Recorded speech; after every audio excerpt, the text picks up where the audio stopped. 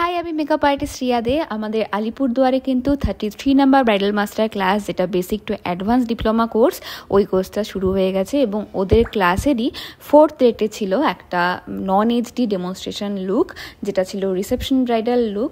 ওখানে ওদেরকে international hair স্টাইলিংয়ের সঙ্গে কিন্তু ওদেরকে একটা নন এইচডি মেকআপ দিয়ে কী করে একটা ভালো লুক তৈরি করা যায় সেই সমস্ত কিছু ওদের শেখানো হয়েছিল এবং ওদের একটা এমন কলকা আর্ট শেখানো হয়েছিল যেই কলকা আর্টটা আমার স্টুডেন্টরা ইজিলি শিখতে পারবে।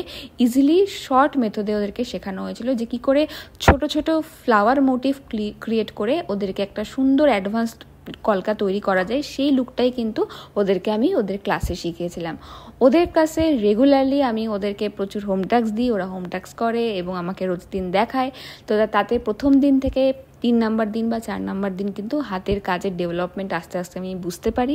এবং অনেক স্টুডেন্টরা এরকম আছে যারা কলকা একদমই পারে না, তাদের কাছে একটা ছোট্ট সহজ কলকা দেওয়া প্রয়োজন হয়, কিন্তু অতিরিক্ত সহজ কলকা দেখালে কি হয় যে ওরা ওই সহজ কলকাটাকেই তুলতে পারে না। সেক্ষেত্রে যদি একটু টাফ কিছু দেখানো যায় তাহলে ওরা চেষ্টা করে, বাড়িতে গিয়ে চেষ্টা করে প্রচুর যে একটু এটার ধারে কাছে আসার। তখন অটোমেটিক্যালি ওদের হাতটা অনেকটা পোক্ত হওয়া শুরু করে এবং ওদের কাজের প্রতি যে একটা ভালো লাগা ওটা তৈরি হয়ে যায়।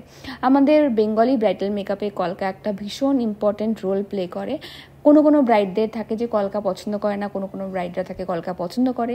সেই জন্যই ওরা যাতে সহজেই কলকা তৈরি করতে পারে বা সহজে যাতে বুঝতে পারে জিনিসটা আমি কিভাবে আর্ট করছি, কি করে সহজ আর্টের মাধ্যমে একটা সুন্দর কলকা তৈরি করা যায়, সেটাই আমি ওদের সাথে শেয়ার করছিলাম।